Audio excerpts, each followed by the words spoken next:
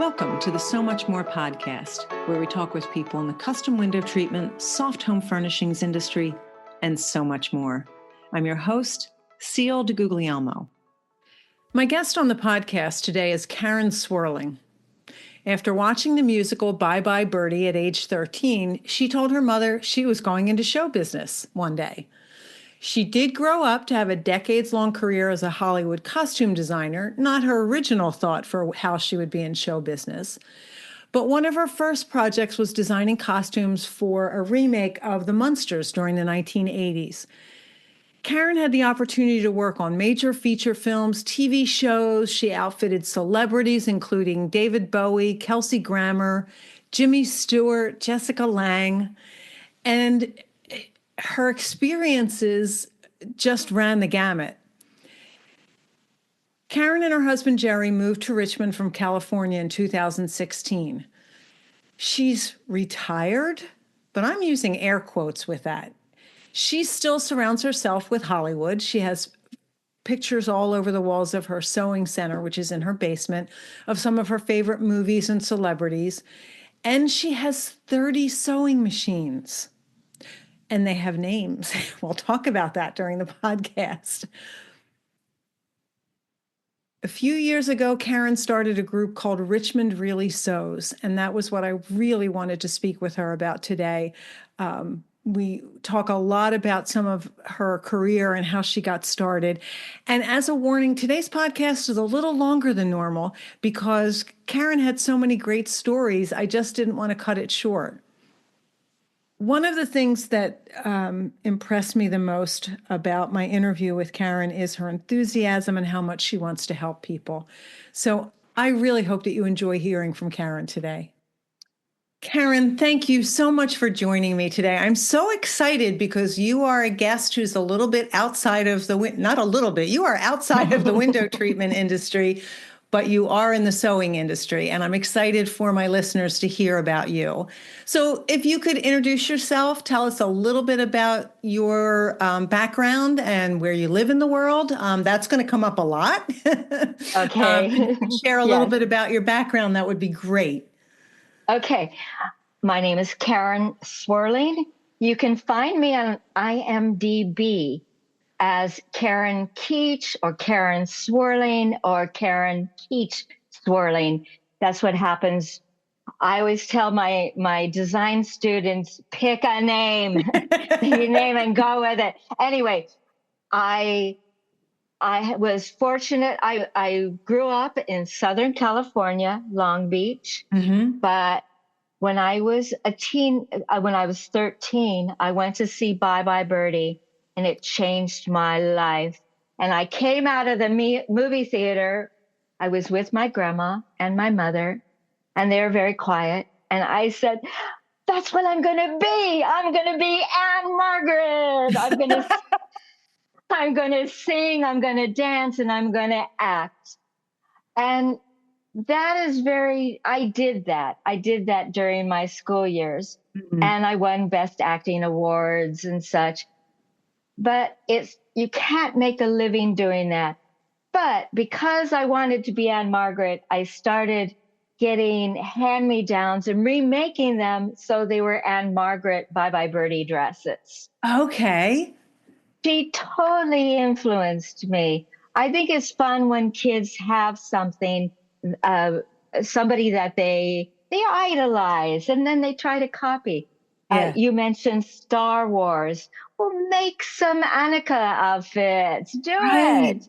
And just wear it. So I got married young and I had children.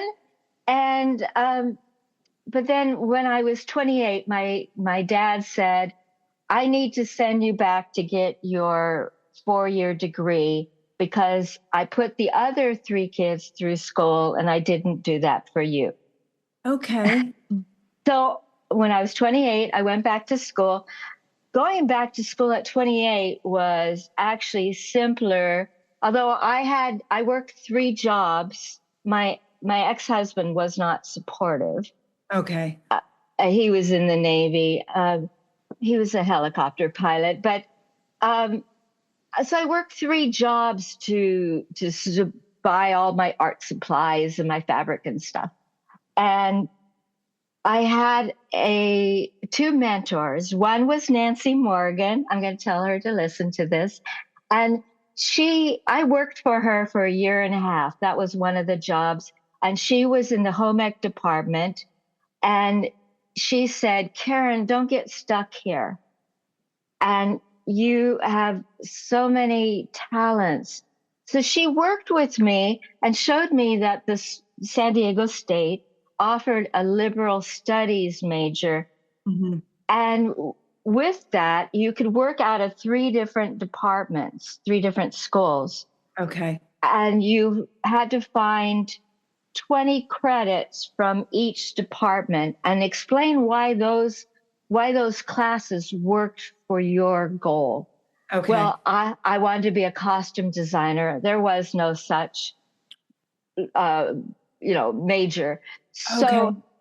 So I picked the art department.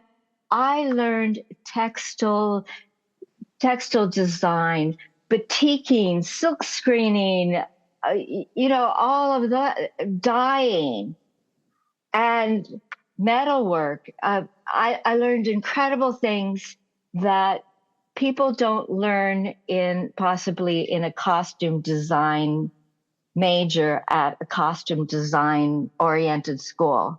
Right. We went outside the box. Okay. And then I was in the home ec department where I learned pattern drafting, pattern draping. But the first class I took, I went back at the age of 28 as a junior, and I didn't understand what a junior was or undergraduate. So the first class I took was Nancy Morgan's Advanced Textile Testing and Analysis.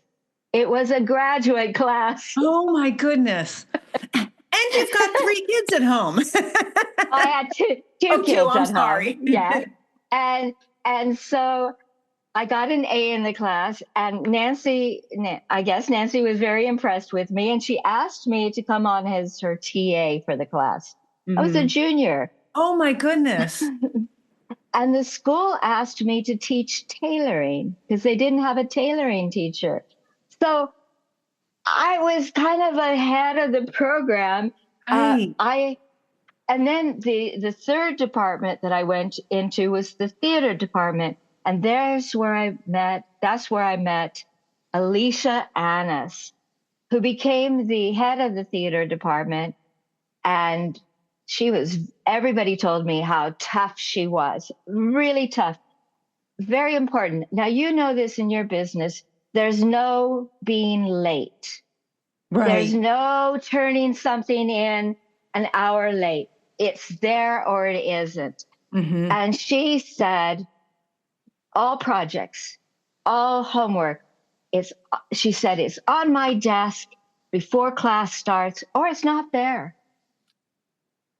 Oh, I have anxiety just thinking about that, Karen. Yes. Yeah. And so I learned to deal with that. But you know what?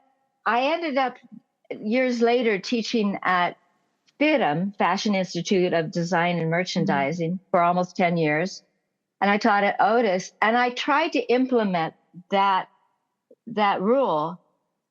And it was really tough. Kids, I was told, don't do that. It's too hard on the kids. Right. But I said, if they want to go into film or television or theater. I was going to say, in the real world, those are the circumstances. I know, and they should get used to doing this. Yeah. So she really instilled that into me. Well, now I am a very fast thinker. My dad taught me problem solving. He said, there are always 5 solutions to every problem. I've never heard that before. I saw that in the notes you sent me, and I'm very curious to talk about that. He said, there are always 5 solutions. A couple of them might not be right or exactly right, but there's always a way to rethink, overthink. And that's how I talk with my students. Think Okay, that didn't work. Think about another solution. Think, just open up your Yeah. head. And so, so that really helped me. So when I got these assignments from Alicia Annis, I was always turning in things that were outside the box. And she was like, whoa. And this other students were like, whoa. But I could do this the night before. I could Oh, draw wow. and write up my project the night before. I'm a very fast thinker. So she would give me an A minus. And then this other students in these intro to costume design classes, they were actors and directors, and they would get A's, but they didn't draw the way I did. And they'd say, Right. how come you got an A minus? So finally I went and I set up an appointment with her, and I said, I don't understand. And she said, I wondered how long it would take you to come visit me. And that's when she told me, Karen, you are the most talented student I have had in 18 years of teaching. Wow. Wow. And you can do this, and you should do this. Now, I was married at the time, and my ex-husband was very intimidated by this. She introduced me to people at CBS and NBC studios. I kept driving up to Hollywood to meet all these people, and they Mhm. loved me, but I was married and I had kids. And, I ended up getting divorced, not really because of this, but because the marriage wasn't wonderful. But, this is who I am. And Mhm. I was meant to do this. I can look at a big picture. Like I am designing a show for Richmond Really Sews right now.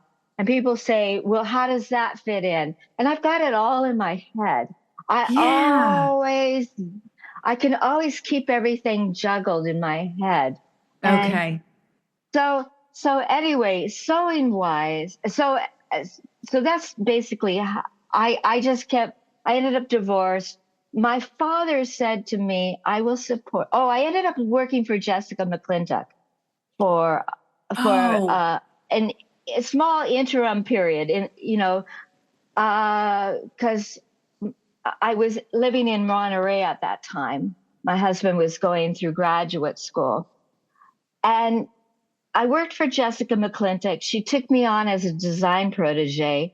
mhm. She used two of my designs. Did she really? Yes, she did. I can send you the pictures. I love to see them. I was a big fan of her designs, and I remember I worked as an assistant dress buyer for a department store in the Philadelphia area, and that was one of the vendors that we purchased from was Jessica McClintock. So, Yes. So I learned a lot working there. And I learned, first of all, that I didn't like the rag business. And the reason I didn't like the rag business, fashion, was mhm. they create a design for the millions, for the mass. Right. And and Jessica had shelves and shelves and shelves of beautiful laces and satins. But in order to keep the cost price down, they would use a lesser lace. I hate to talk badly about Jessica, but I mean, she did have different levels of her. She had Right, right. Gunny Sacks, Hmm. Scott McClintock, and Jessica McClintock, and I think even McClintock at one point.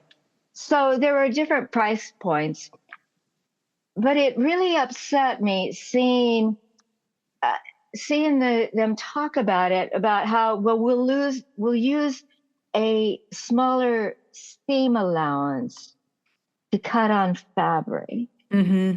to save on fabric, and we'll use a shorter zipper. Ah, so, As a designer, so that must have been frustrating. it was very frustrating. So, so I ended up, that didn't work out. And my dad said, come on home back to Long Beach. And he said, okay, I will support you. what do you want to do that will make you happy for the rest of your life? That you Wow. are totally passionate about. I will support you till you get your feet in that door. How kind and generous. Yes. And he said, I don't want you to do something. I want you to be a professional, because my two brothers, my sister were all engineers. My Hmm. dad was an engineer. They all had really good jobs. Okay, what do you want to do? Easy answer. I want to be a costume designer in film and television. And he immediately responded, that's the stupidest thing I ever heard. And I said, I'm going to prove you wrong. So I really worked. How do I get into the business? Well, I had a special study class with Alicia Annis where I had researched how to get into the business, the Mm. unions and all that. And so I went back to my notes and I started doing that. How I'm going to get into the business. And I knew nobody, but I just kept pushing and I kept signing up for things. But I could sew. So sewing is a really strong part of this. And I Hmm. could draw and I could make anything because I had worked in the art department and Hmm. I could drape and create patterns and stuff. So I worked on an AFI film. That's very important to my career. And it was two women. They would get 45 minutes to make their graduate project. They were a couple and they put their 45 minutes together. And so it was an hour and a half, oh, 45, 90-minute project and film. And it was called Esperanza. Perfect for me, my first film. I did it Okay. for free and I worked for them. It was an international project and it went to Esperanza, hope. And it was about a mom comes over, two kids come over from El Salvador, and then they take all the buses to get to Los Angeles, trying to find their father who works in the fields. And all they have as an address for him is a P.O. box. And so it's just it's a real sad story about immigrants. Okay. And I'm writing that so, down. I want to look it up. well, I don't know if you can find it, but it did make the film festivals and was very well liked. But the fact that I worked for AFI and I worked for free Hmm. all those months, I dedicated myself. I always tell people, if you're passionate and you really want to do something, offer to do it for free, show people what you can do and get work with people who are meaningful, who put that on your resume. Hmm. Don't make it's not about money. It's about I had a quality resume. My second film where I got paid was not a quality project, but bikini shop, but I made money. Anyway, so then I was in a really bad car accident. This is important to my story. It was in a really bad car accident, and I broke ribs, and I I went through a utility pole, and Oh my goodness. with my VW bus, and like me right there, Yeah. no engine in front of me, and I broke my arm and broke my hand and separated my thumb from my fingers, and I was in a really bad shape. But I told my father I had to finish the film, and when I was in emergency, I kept saying, "I have the costumes in my shop, in my car. Call this number," and that's all Right. I could think of was call this number. So I was at home. I was supposed to be recuperating. I kept telling my dad, I have to finish the film. I couldn't drive, so my father drove me to the set every day. He ended up holding the boom. Did he really? Yeah, and they loved my father, and they put him in this scene. Then the second to the last day of filming, the camera people came to me and they said, "We have yards of duvetine, which is blackout fabric. Okay. Could you sew this vertical piece to this vertical piece, sew it down the center, so it's a big, huge, wide piece, so it'll be a backdrop for us?" And I said, yes. I always say yes.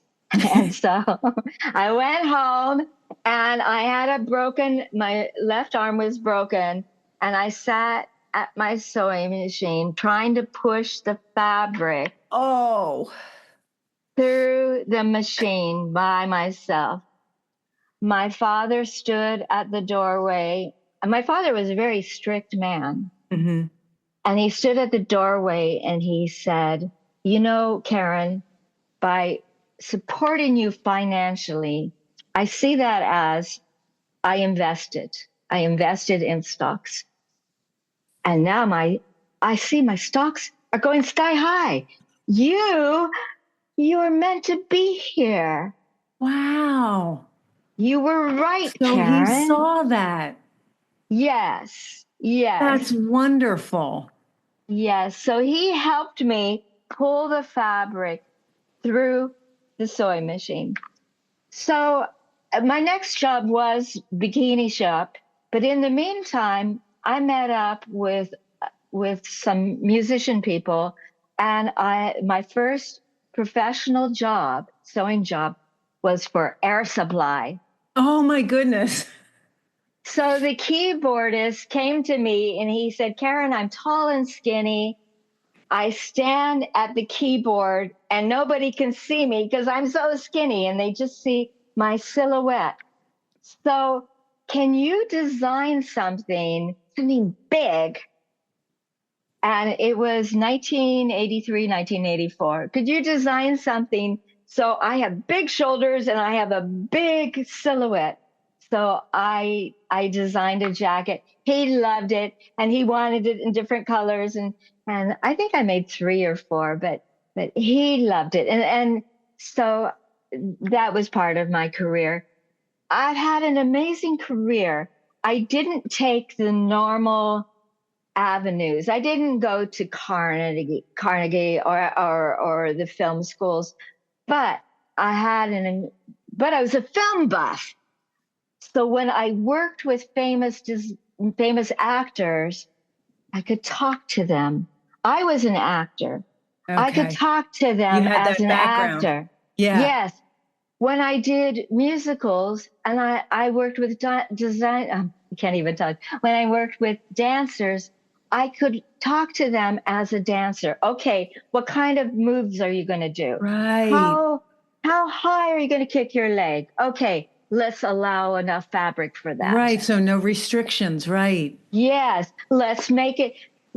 You want to show your waist? All right, let's take it in. Let's do sewn down pleats, but then they're big pleats that open up big, or do a circle skirt. So anyway, that's how I designed, and people like that. And I was requested a lot because I worked for the actor, but also because I see 5 solutions. Directors liked me. I ended up in my career doing a lot of independent things, but that's how my mind works. Right, right. And that was the beginning of the independence, and it was very creative at that time. And I could outthink those studio bosses, but they say, "Oh, we want this." All right, I'll give you that. But I always gave them what I wanted too. Okay. I'm very good at putting things together. So I designed for 4 people. And this is one thing that Alicia Annis taught us. You design for 4 people. You design for the director who has the vision. Mm-hmm. You have to follow his vision. You design for the producer. He has the money. Okay. You can't go any bigger than you can think big, but you can't go too big. That's where the budget is. Yeah. You design for the actor. Now, the actor can be, if the actor is Schwarzenegger, that's the look, right? You Right. have to stay within that Schwarzenegger look. You Mm-hmm. have to give, he defines the look. I don't define his look. Right. And I worked with Darren McGavin, and he said, I only wear cottons and natural fabrics. Only I can feel if there's any polyester. That was in the early 80s. That was the beginning of the natural fiber movement. Nobody else knew about that. Okay, I'll do that for you. Oh, who else? Well, and then I love to work with character actors because I always knew all about them, and I always sat and talked like, oh, let's talk about this. And so Dean Stockwell, one of my favorites, and Yeah. so he said, why should I use you? What can you bring me? And I said, well, because I think outside the box, but I work with you as an actor. And I try to get down in deep into what you're trying to create. And I give that to you. And like he said, well, I'm building the character. I said, okay, let's talk. So I gave him Crazy Socks, but I gave him ties. He was supposed to be a rich businessman. I gave him ties that spoke that. But fabric was very important to him, and name tags. And I also worked with Jessica Lang and Sam Shepard, but I wasn't the designer. I was the wardrobe supervisor. Okay. I've worked in all levels of the film business, all roles. I also worked for dinosaurs. The Jim Henson, yes. Oh, wow, yes. Here's my sewing. I worked for the Jim Henson Creature Shop, and I made all the diapers in season 1 for baby, not the mama. Yes, I remember that. Yes. I made some t-shirts for Earl. Earl had a 51 neck, I believe. Oh my goodness. It was really a trick to make that neckline, that t-shirt neckline for big Earl. I made the nightgowns for a grandma, but mostly I made the t-shirts and the diapers for baby. Now I'm going to like pull your audience out of their curtain and drape upholstery brain. So baby is a puppet, and baby sits in a high chair. Baby is held by mom. Baby sits on grandma's lap. So there are different positions for the hand, the puppet hand. And so they would say, we need diapers. Baby's going to sit in the high chair. So we need a hole, like a hand, where you'd put a tail or something in the back. So the puppeteer would stand behind the high chair and then put his hand through there. Okay. But if he was sitting, if grandma was holding him, he would be under the rocking chair. Oh my goodness. Yes. So not from the back, but from underneath. Yes. Okay. So I think there were 3 or 4 different positions. And so that was real fun sewing. We did a lot of interesting sewing fabric techniques where the designer Polly Smith said, I want a cape.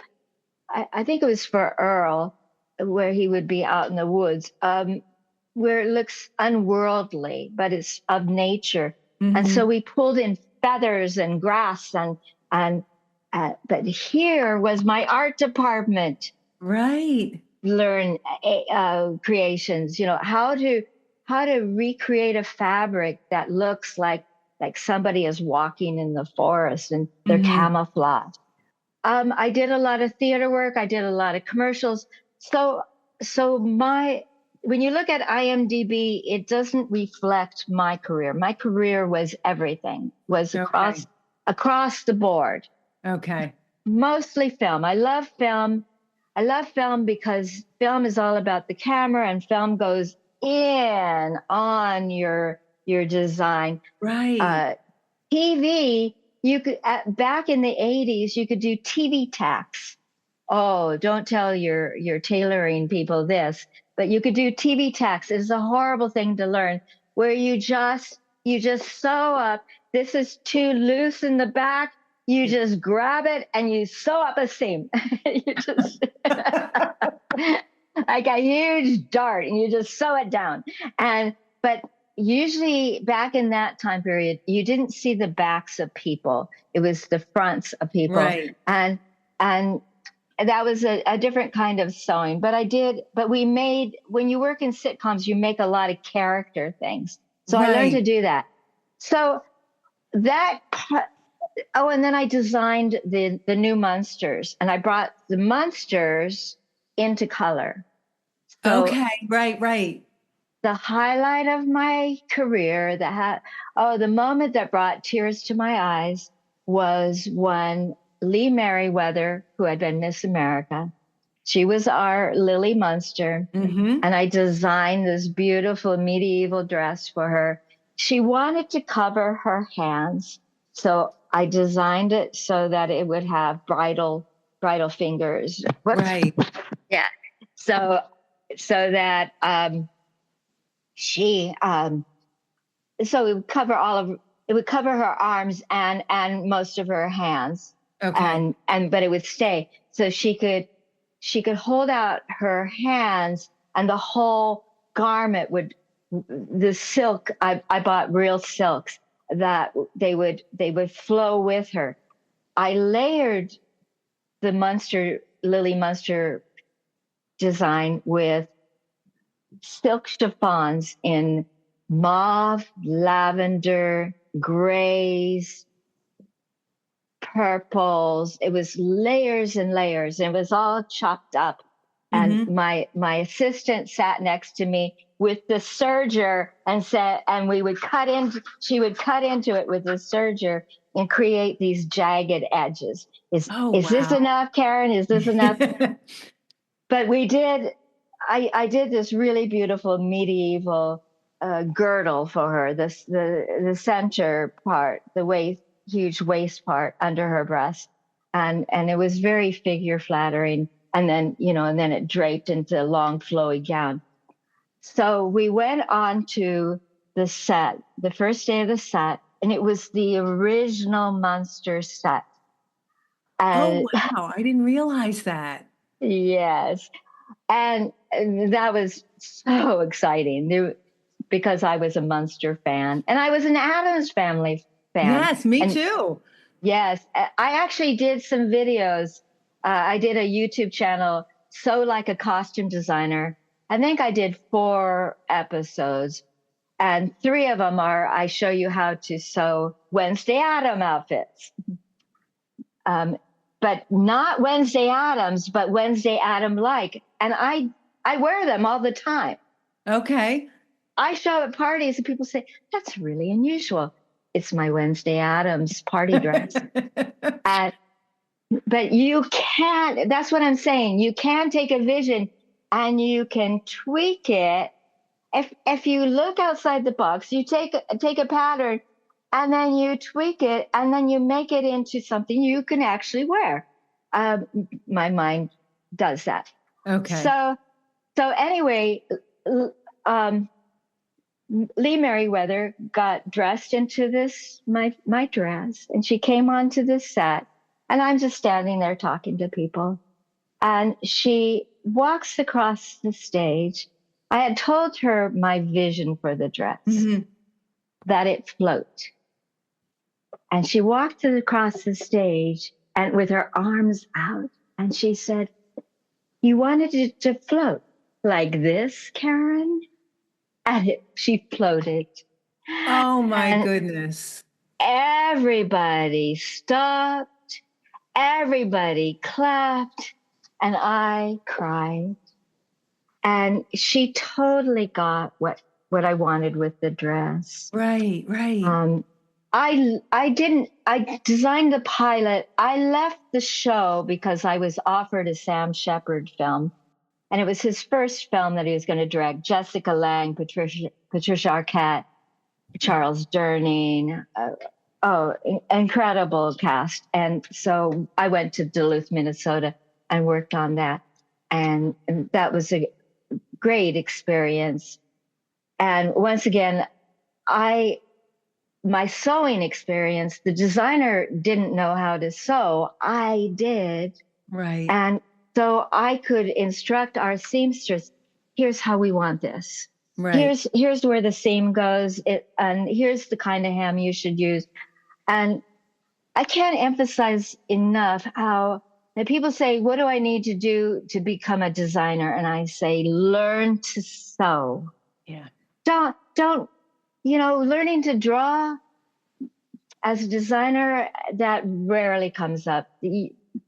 Most designers hire their own sketch artists, but I did my own sketches, but nobody has time in the business. You're doing a 17-day shoot. Nobody has time to look at sketches. Right. So that's one of the things, Karen, that's always kind of amazed me, whether it's for theater or for television or for film, is there's a short window of time to get these projects done. Oh, yes. Oh, yes. And I did a theater project in 10 days. It was a 3-act, and it was 3 different acts. And I did it in 10 days. They hired me and paid me a big amount of money to finish the play. And I did it. And I used her sketches as some of the designs. But so I have a motto in my group, Richmond Really Sews. Working in the film business for 33 years, you design everything, you sew everything, wedding dresses down to homeless characters, and different sewing skills are needed for all of that. Mm-hmm. So with my group now, Richmond Really Sews, and they come to me and they say, what kind of hem would I use for this circle skirt? Well, that would be a rolled hem, but you can do it on your serger I'll show you. I'll show you different ways to do a hand rolled hem or a rolled hem on your sewing machine. There's a presser foot for that. So I'm so fortunate. And that's really why I started the group. Is we retired. So we lived, I found my lovely husband, Jerry Swerling, and so we lived in Malibu, and it was a wonderful existence. But Hollywood is all about traffic and so many people, and everybody's in a hurry, and you're in your little bubble of a car. Mm-hmm. And when we decided that we were going to retire, Jerry needed to retire. I wasn't ready to leave the business. Okay. I love the business. But we came to Richmond. We chose Richmond, Mid-Atlantic, because we liked the weather. And you're part of the Mid-Atlantic, right? Yes. Or yes. We're more north. Philadelphia is, I'm southeastern Pennsylvania, but we're more northern than you are. Our winters are not quite as mild as Richmond. Well, especially this winter. We have cute snow. We do not have cute snow here. It snows, it gets dirty, and it's ugly. Oh, no, I think we had 6 inches. Yeah, not bad. But so we chose Richmond because of it's a place that's really changing, and we wanted to help bring what we knew.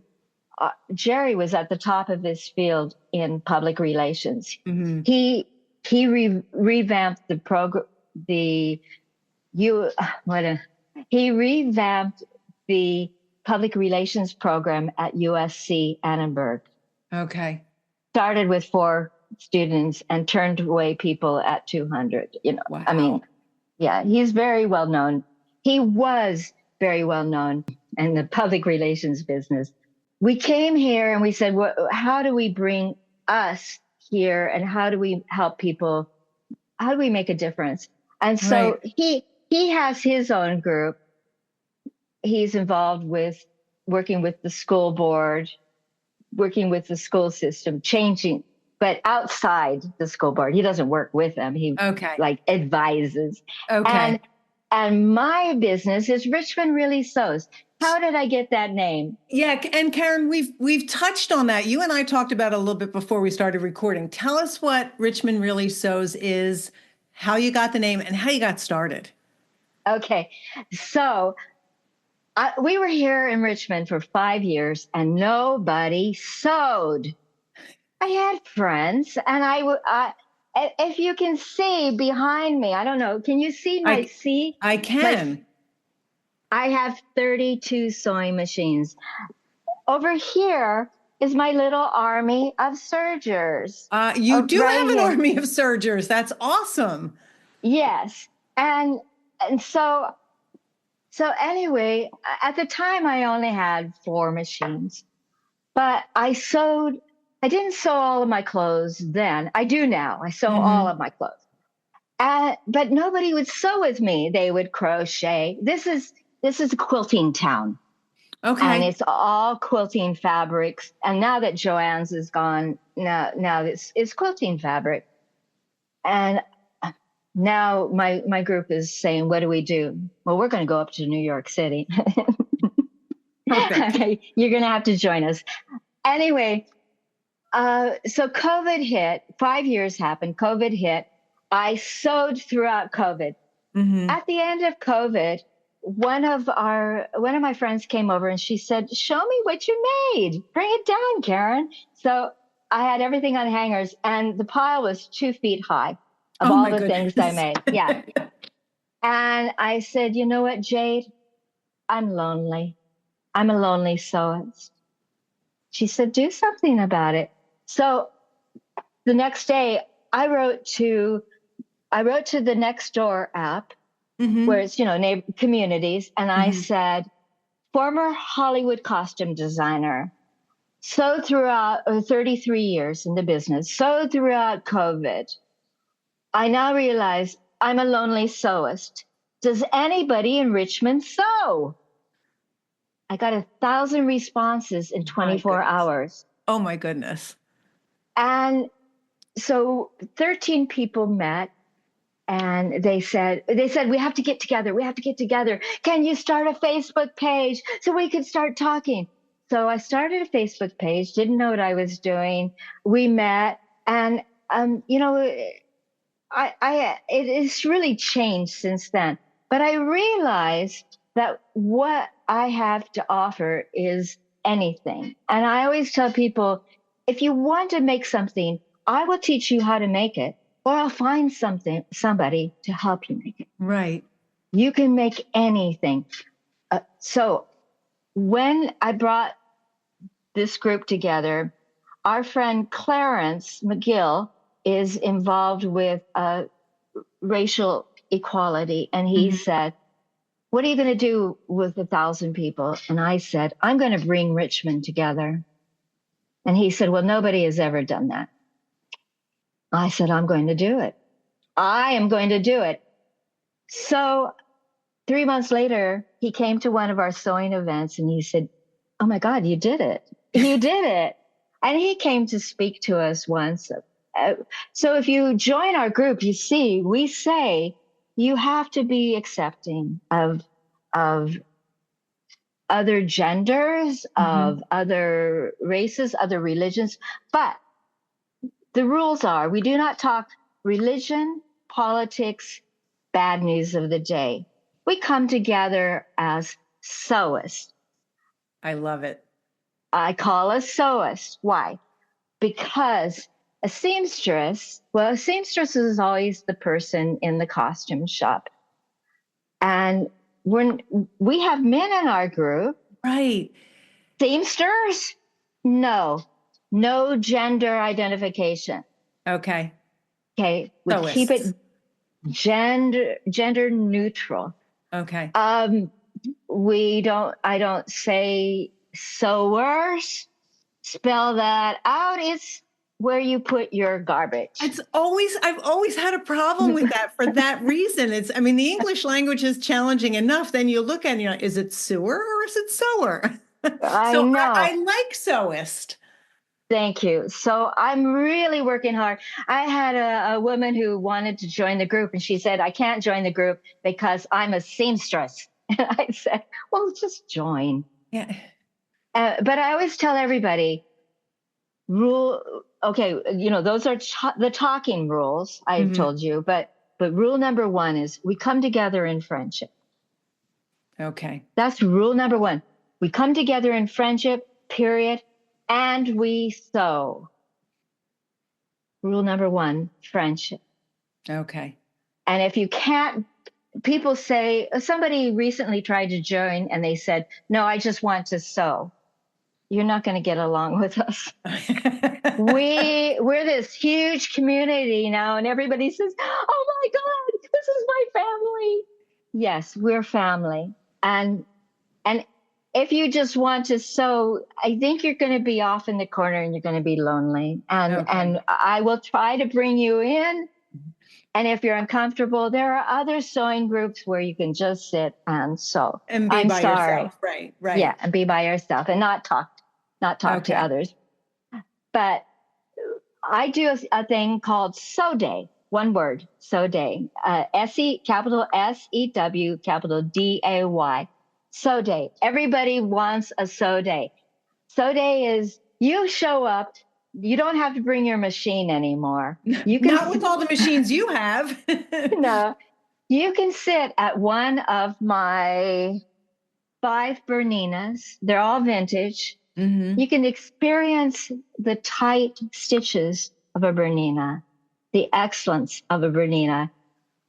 Or you could sit at an Elna, also very good. My Viking, a newer machine. I don't have a FAF sewing machine yet, but I have a FAF serger. I have entry-level sergers. So I can sit with people. They bring in their brother serger. They don't know how to thread it. I do this for free. Everything is free in our group. You know why? Because we come together in friendship. And I recently had problems where people were posting about sewing classes on my page. And I said, are they free? It has to be free. Okay. Because that brings in everybody. I don't want to eliminate people because they can't afford the $75 or the $150. And so anyway, Sew Days is very fun. You come and you sew, and I always put everybody on a serger. They don't have that's got to be interesting. They don't have to thread it, but I say, here, instead of zigzagging your edge, let's go to the serger. Okay. And they get hooked. And so our group has really grown. In this last year, I have created, I really like to pull in everybody, every sewing type. We don't really do upholstering, but there's a group that is starting now that is doing that. Okay. So we have a kids crafty sewing club, and that's really fun. That meets every 4 times a year. And then every third Saturday we have modern mending in the morning. That's for hand sewing, and then in the afternoon we have crafty sewing club. So it's more for the crafters, for the people who really don't sew, but we'll teach you how to. Then we have historical sewing, stitching, 4th Saturday of every month. We have this incredible genius, Mark Collifer, who he says you use linen thread. Here's the kind of linen that you use. We're going to make pirate shirts by hand. and or a chemise. You choose. Okay. And next Saturday, we're going to be meeting at a bigger place, the venue for our big show of the year. But we're going to meet there so that we can lay out our linen or our cotton and cut out our rectangles to make the chemise or the pirate shirt. I want to jump in and take a moment to thank the sponsors who make it possible for me to bring you the podcast each week. My sponsors are people in the industry that I have personally had a connection to, purchased from, or used their services. So it makes it really easy for me to tell you about them and the great things that they have to offer. Because I feel so strongly about education in our industry, I'm thrilled that as the owner of the Curtains and Soft Furnishings Resource Library, I can use the resources of the library to help support the podcast. The library hosts the industry's largest curated collection of educational resources for the custom home furnishings professional. Membership to the library gives you access to a wealth of downloadable reference materials, videos, live events, as well as a community of support to help you develop your design, sales, and fabrication skills, and to grow or start a business. Join the library today at csfrl.org. Angels Linings would like to invite you to become part of their family. With reputable lining comes exceptional customer service. Trust them with your linings like I do. You get 2 Tootsie Pops with every bolt of lining you receive. For smiles, satisfaction, and a sugar kick all around, call Angels Linings at 1-800-450-9368. The Workroom Channel is the premier online training provider for professional fabrication skills. Go to theworkroomchannel.com to browse the selection of anytime access courses created by industry experts.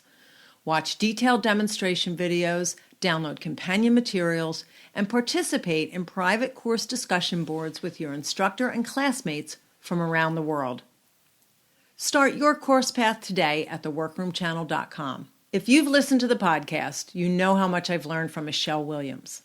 And I think most of my guests have mentioned taking at least one of her classes or gotten coaching from her. Her business is Scarlet Thread Consulting. Michelle loves to work with creative business owners to help them understand all aspects of their business and to use their gifts and talents to make it profitable.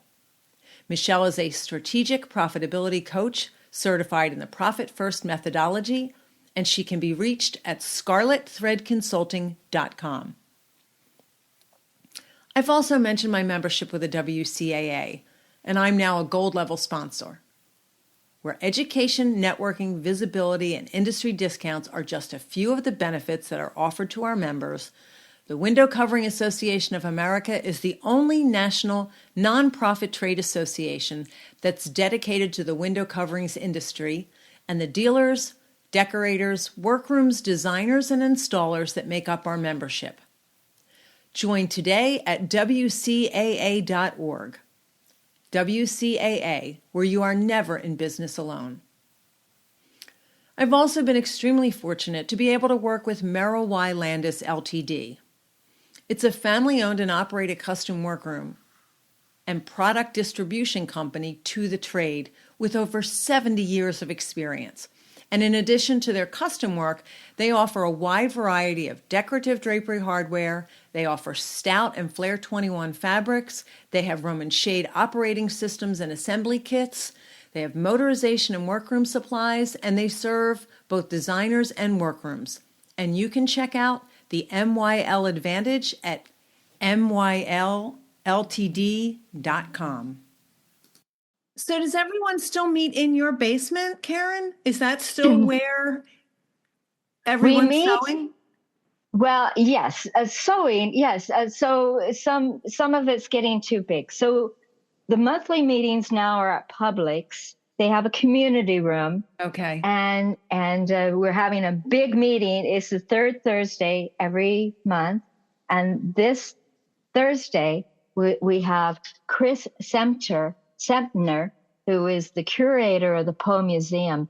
And the theme of our big show this year is Edgar Allan Poe in Richmond. Oh, And so I love to teach. I taught costume history. I taught costume design. I am teaching all of us. I have about 5 instructors, really great people. Mark and Betsy and Sue Lanigan and Betsy Parson and Sue Lanigan and Devora Cortland. And I'm missing some. Oh, Katia Wilkes. And we are, the 5 of us are teaching people how to, you want to make something Regency? Because Poe was born 1809 and he right. lived to 1849. Okay. And so he lived during the Empire period, which went up to around 1840. And then you get into early Victorian. So we're doing this show where we're telling the story of Poe's life, but it will be about his youth, his romances.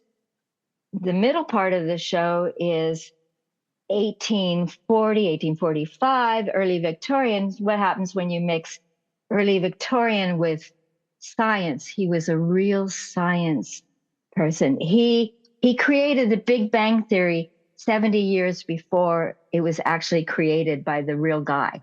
Okay. He was a cryptologist. He was a genius. Anyway, people don't know that. We're going to show that. I want to educate kids. So each of the sections of the show, there's going to be a poem, and somebody's going to read the poem, and the models will walk to poetry. So tell us a Annabelle little bit Lee. about the show, Karen. I know what the show is about because I read the articles, and I will put links to all the articles that you sent me in the show notes for people who want to learn more about it. But Thank what you. is the show? Why do you have it? And what is its purpose? Oh, the purpose is that I challenge my sewists during the year, and I say, what do you really want to make? Let's get you to make something big, grand. Last year we did Grand Budapest Hotel. People said, "Oh, I didn't like that movie. Oh, I I don't love that like." movie. So many people don't like Wes Anderson movies. I said, "Okay, think outside the box again. Grand, something big. Right. Budapest, exotic, Yeah. hotel, vacation." And like one of our sewists makes beautiful luggage with leather. Wow. I said to her, Syl Bullard, how about you just walk across the stage holding your luggage? Absolutely. Yes. So Grand Budapest Hotel. So this year it's Edgar Allan Poe in Richmond. And we Hmm. have a Poe museum here, and it's really excellent. So this Thursday, the curator is coming to our group, and he's going to talk about fashions during the time of Edgar Allan Poe. Okay. Going to teach costume history. Now Awesome. I tell my sewists, you don't have to make anything during the time period. But okay, the middle of the show, I stopped myself there. The middle of the show is Edgar Allan Poe and his sciences, and there's a book about how he forged a science into America, and I can give you that link also. Okay, great. And it's fascinating. When you take science and early Victorian and you squish them together, fashion wise, what fun thing do you Oh get? my goodness. Like my mind is going 100 different places. Okay, steampunk. Yep. And I know someone who loves to make steampunk clothing. Well, tell her to join our group and come on Yeah. down. So we have one member who's going to do steampunk, who is, oh yeah, that's Bessie Parsons, and she's holding steampunk workshops. And then Katia is going to hold early Victorian underpinning workshops. Okay. How to make the underpinnings that hold Right. up your dress properly. That's Right. very important. How to make a corset. Right. So uh, so challenge, isn't that fun? And then Mark is teaching historical stitching, how to make this chemise or the big pirate shirt for the men or for the women by hand with linen thread and Right, because special that's how it needles. was made. Right. Yes, Fascinating. yes. And we have very advanced sewists, but we're taking them beyond what they know. Okay. And but we're also making it early beginning enough so that beginners can come in Okay. and you know what? Let's learn how to do a running stitch. Mark Okay. teaches them that. And so we're going to have all these workshops.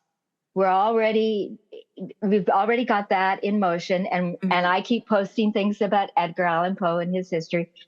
But then during the summer we're going to do sew days. And then they start showing up with their projects, and we work all day. And then as we get closer to frocktails, okay, then I'm going to have to tell you about frocktails. But then I get them finishing their project, and I have another motto: if it's done, it's perfect. Oh, that's a great one. That is a great one. Yes, Yeah. because we have a lot of sewists who start to cry or get upset, and I'm not going to finish this. I can't. It's not perfect. Right. Right. Only you know. Finish it. Yeah. Then it's perfect. Yeah. Okay, I love that. so why did I start doing this? So at the very beginning we started in June of 4 years ago, 2021, and so one of our members was going to go to a Frocktails in DC. It was going to cost $150. And a Frocktails is you make a frock, you show up, and you get a free cocktail. Okay. So this is an international event. It's for sewists to show what they made. They show up in a frock and they get a free cocktail. I didn't really know what it was, but I knew it was Hmm. $150. And so I announced to my sewists, let's put on an event. Let's show you off because you are all beautiful. In my mind, and I honestly believe this, Hmm. all of my sewists are beautiful. I love that, Karen. I really mean it. And they say, oh no, I'm too this, too that. No, you are beautiful. You are a one and only you, and Right. let's make something and let's show you off. So I work really hard during the year to convince people to be in this show, to give them a limelight. Hmm.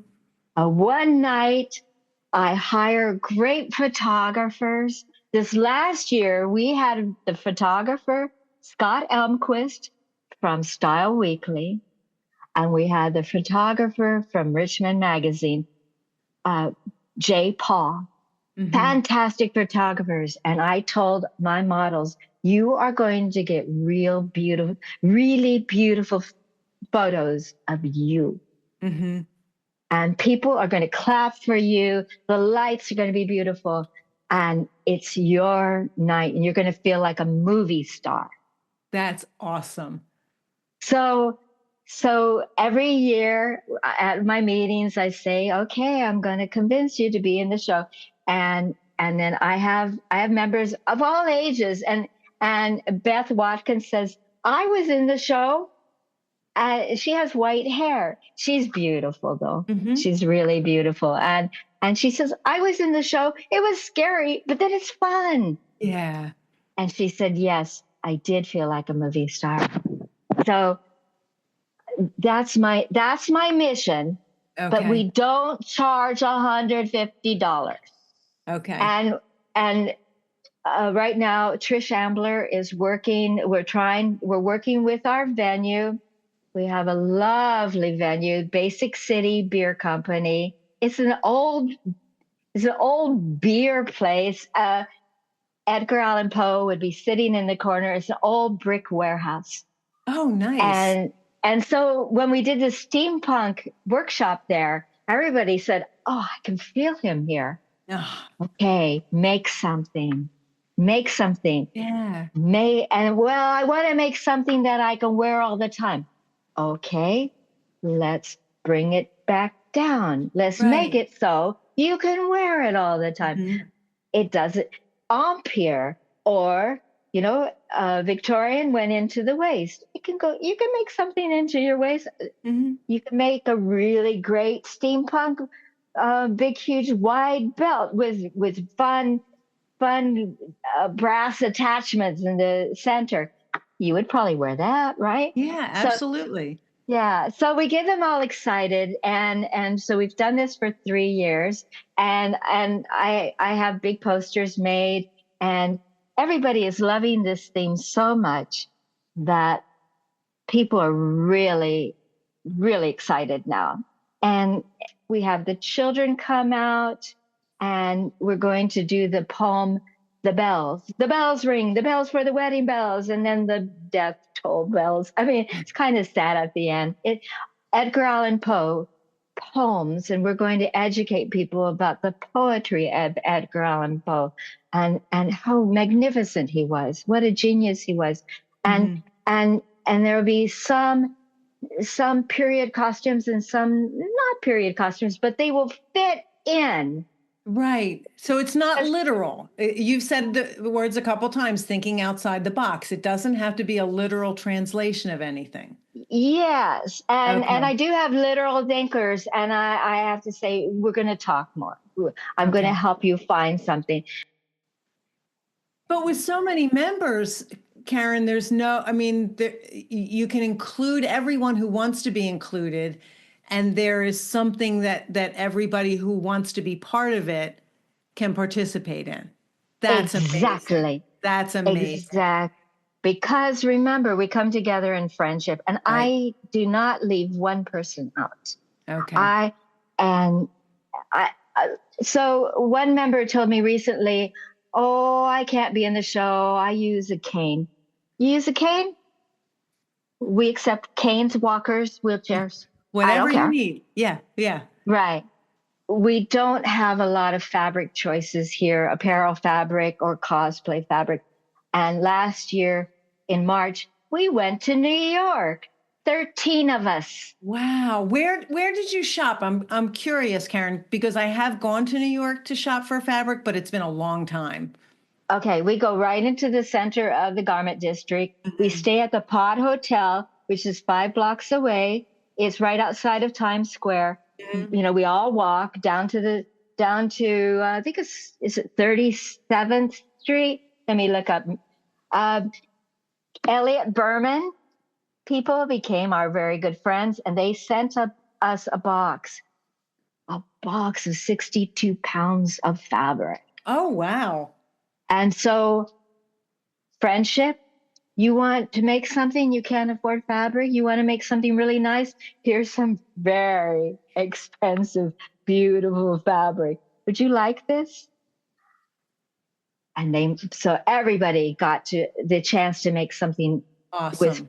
really exquisite fabric. Elliot Berman is on the high end. They're at the very beginning. I still buy from them. I love them. Then we go to Metro Textiles. I love Metro Textiles. I love shopping there. One of our members went there last month, and she said, I'm part of Richmond Really Sews, and they're going to come soon." And he said, "Well, tell Karen that I want to know when, so I can have an extra person here." Have Yeah. you met Have you met Kashi? Yes, I have. Yes, I have. It's been a long time since I've been there, Karen, but he was wonderful. He is wonderful. And so I always post about the sales, and so he's expecting us. But we need 3 days. We need 2 nights, and we need to go up maybe a Wednesday. So we have all day Thursday, all day Friday, and then come Right. home on Saturday. Uh, Yeah. we we need the 2 days. Everybody likes to go to MJ buttons and Yeah. the ribbon Goodness, shops. yes. Karen, I could talk to you all day, but I have some questions I really want to get to before we finish up the podcast. How do you define success, Karen? When I make myself happy, my director happy, my actor happy, and my producer says it's within the budget. When we all come together, I'm happy. I'm happy. Success is when my sewists show up in our Frocktails event and they made it and they are beaming and I am so proud of them and they challenged themselves. Right, That's right. happiness. I love that. And you mentioned earlier what you thought your greatest success was, so I'll leave that there. How do you handle failure? Failure. Once again, 5 solutions. All right. I showed up to work with a commercial director and he said, "Oh my God, she doesn't get it. Oh, get rid of her. She doesn't get it." He wanted a Marilyn Monroe style dress on one of the actors. And she was supposed to sit in this bar. His idea of what Marilyn Monroe was, and I actually went to vintage stores and got real, like maybe they were real Marilyn Monroe dresses. He wanted like a little short gold dress. I don't know. So that doesn't sound like Marilyn Monroe to me. No. I get this a lot where people say, "Oh, just make it Judy Garland. She's so old." And no, I don't know that, but explain it to me. She wore the sequins and so old fashioned. And okay, so then I bring in all these things. And so, you know what? You just have to communicate and you like, what is it about this? Anything. Do you like anything here? Oh, I like the sequins. Okay. Then let's focus on sequins. You just keep digging deeper. That's all. Okay. Have you read any books or taken any classes that were really helpful to you? I know your education was really important, but anything more recent? Oh, so Alicia Annis had a graduate class that really affected me. I sat in on it because I didn't have time to fit in as a class, but it was costume movement and manners. Oh. And it taught me how people moved differently in different time periods, and the doorways were bigger, and how did they sit, and how did they go to the bathroom in their outfits? But fascinating questions that I would never have thought to ask. Yes. So I always incorporate that when I talk to my sewists now, and they say, "Oh, I don't know what to make." "What do you love to do during the day?" "Oh, I love to sit and watch movies and drink tea." "You like to drink tea? How about we make a tea parlor, like you go to a salon de day, and you're wearing a tea outfit, and how would you move in that dress?" Well, let's create something. So anyway, I like to think that way. That really affected me, and I wrote down the 2 books that Claire Schaffer, anything Claire Schaffer. Okay. Her book, Couture, what is the full name of it? Claire Schaffer, Couture Sewing Techniques. Yes, that's an excellent book. That's an excellent book because we have a lot of advanced sewists in my group, and they say, "Well, what's in this group for me?" Right. How do I challenge myself? And I say, "You know what? Let's work on our couture skills." Perfect. But a lot of men say, "I'd like to make a really nice tailored shirt." All right. David Page Coffin. Okay. Coffin. I'm sorry. Coffin. Coffin. His books on shirt making are excellent. Just so excellent. And sadly, he has passed, but he did if you go to Craftsy, they filmed a lot of classes with him, so you can Okay. see him. Great. Karen, what is your favorite thing to make? Well, turtlenecks. Okay. I love and circle skirts. I love getting 3 yards of fabric I love getting 2 yards of fabric and figuring out how to make a circle skirt. Oh, that's a great idea. What a good challenge. Yes, I love challenging myself. What I used to do is I'd get yard remnants and I challenged myself to make something. Okay. What am I I going to like make? that. So yeah, but I posted recently just a picture of me from the shoulders up in one of my turtlenecks because I love to teach people to sew with knits. Okay. And this is a good place to start, and it's very rewarding. And so I posted, I'm in the mood for a turtleneck. I love that. What do you do extremely well, Karen? I bring people together. I love that. What do you not do so well? I'm not good with numbers. Okay. But you can see the big picture, so it's all right. I know. So like I designed the US Olympic Opening Festival, and I was writing to you about that. I had 1,500 people in my cast, and they gave me 16,000. But as I was writing that number, I thought, is it 1,600 or 16,000? Decimals disappear. So they actually, I had $10 a person, and we had to come up with 2,000 costumes. Oh my goodness. So that was not enough. I spent $4,000 of my own money, and then a trip to New York, and going to Radio City Music Hall and standing behind the accountant and saying, I need the other 4,000. Sorry. That was not realistic. That was not a realistic button. $10 a person for a costume? No, not even close to realistic. For a US Olympic Opening Festival? Yeah. Yeah. It was televised? So anyway, we did it. So, Karen, I love to ask people in our industry about where they see themselves in 5 years because I want to know what they're thinking about for growth. I want to know whether they're thinking about retirement as I get closer to retirement.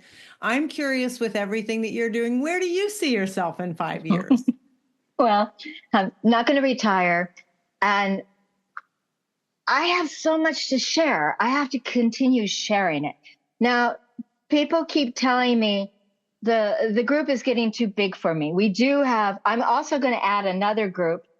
Besides Kids Crafty group, I'm meeting up a lot of people who come up to me and say, "You're Karen Swerling. You're Richmond Really Sews." And I say yes, and they say, "I troll the page, but I don't join because I make bears." Okay.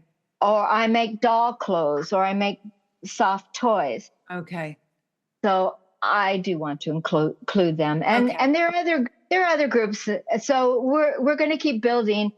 I had a lovely woman, Christy McClure, came over yesterday to help me with the Facebook page, to help me clean it up. I'm bringing in really good people to. Websites don't work for us. Christy suggested that we stick to this is where we are. We're on Facebook. Okay. Maybe Instagram, but I'm bringing in really good people that are helping me, surrounding myself. All right. Well, I will put a link to the Richmond Really Sews Facebook page so that people can find it. And you also gave me a link. It gave me your email address. So if people, I won't print that, but if people are interested, they can reach out to me and get that. So again, I said this already, I could talk to you all day, but what is some advice you would give to people who are thinking about that? Most of my listeners are already sewists and already making things. But if someone happens to be listening to this and they are not really sewing a whole lot, what advice would you give for them? And then for people who have been sewing for a while, what advice would you give them? Don't give up. I started at the age of 18, my last semester in high school. I made a pleated skirt, and all the other people in the class had been taking sewing all throughout junior high and high school, and they made dirndl skirts. They knew just add the elastic. I didn't know. Anyway, I made a pleated skirt and a matching jacket. I turned it in late and I got a C in the class. So that summer, I started making my trousseau. I was going to get married, and I made Vogue Paris original patterns only. Oh, yeah. I challenged myself. So my advice is, if you're a beginner, don't throw it away, but you know what? Maybe put it aside. Don't cry. Put it aside. And your sewing machine, give your sewing machine a name. Paul Newman. All my machines I have saw that in names. the one article that all of your machines have names. I love that. Yeah, it's not their fault. It's not their fault. Get to know your machine, love it. I always sit down and I say, Paul, you and I are going to make something beautiful. And then I come to a point and something happens. Well, now what did I do? I need to think. And you know what? If you can't really figure it out, reach out to somebody. And that's what our group is about. Yeah. You don't know how to do a rolled ham? Ask. Yeah. Just ask. Don't be afraid. But don't give up. Don't give up. And if you made that, make something a little bit more difficult the next time, and then the next time. And you don't have to sew Vogue the first time, but Vogue patterns do fit better. Okay. And so you'll be unhappy if it doesn't fit you. So maybe make a Vogue pattern and it will fit you. Okay. Okay. Lots of advice. I have lots of advice.